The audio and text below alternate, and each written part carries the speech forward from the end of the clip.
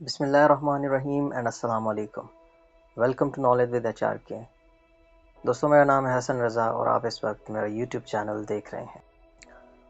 دوستوں، کیا کبھی آپ نے یہ سوچا ہے کہ کیسے دو دوست ایک خطرناک ریچھ اور صرف ایک لمحہ کیسے آپ کو زندگی کا سب سے بڑا اور بہترین سبق سکھا سکتے ہیں؟ دوستوں، آج آپ کو میں ایک ایسی کہانی سناؤں گا جس میں ہوشیاری، جرأت اور دوستی کی اصل طاقت چھپی ہوئی ہے. دو دوست جنگل میں سے گزر رہے تھے. اچانک ایک بڑا سا ریچھ ان کے راستے میں آ گیا. دونوں دوست گھبرا گئے. پہلا دوست بولا، تم گھبراؤ مت، ہم دونوں بہادری سے اس کا مقابلہ کریں گے. لیکن دوسرا دوست، جو کہ بہت بزدل تھا، ریچھ کو دیکھ کر فوراً اپنے جوتوں کے تسمے باندھنے لگا. پہلا دوست اس کی ایسی حرکت پر بہت حیران ہوا اور حیران ہو کر کہنے لگا، تم جتنا بھی چاہو تسمے باندھ لو، لیکن تم ریچھ سے زیادہ تیز نہیں بھاگ سکتے.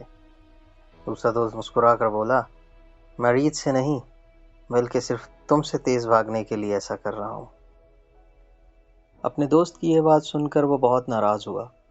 اسے یوں بھاگتا دیکھ کر اسے بہت مایوسی بھی ہوئی، لیکن پھر وہ سمجھ گیا کہ یہ دوست صرف اپنی جان کی پرواہ کر رہا ہے اور اسے اس کی کوئی فکر نہیں.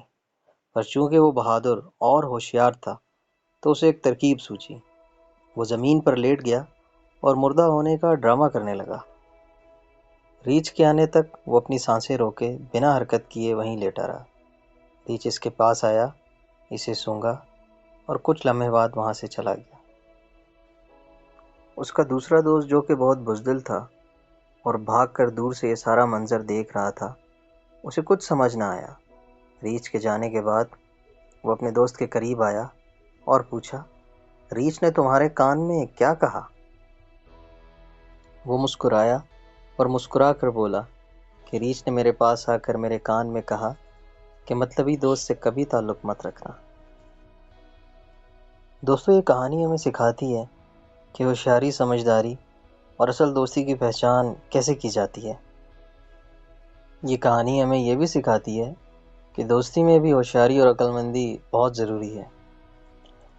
ہمارا دین بھی ہمیں یہی سکھاتا ہے کہ ایک مومن دوسرے مومن کا بھائی ہے اور ہم سب ایک جسم کی مانند ہیں، جسم میں اگر ایک جگہ کسی کو تکلیف ہو تو اس تکلیف کا احساس پورے جسم کو ہوتا ہے.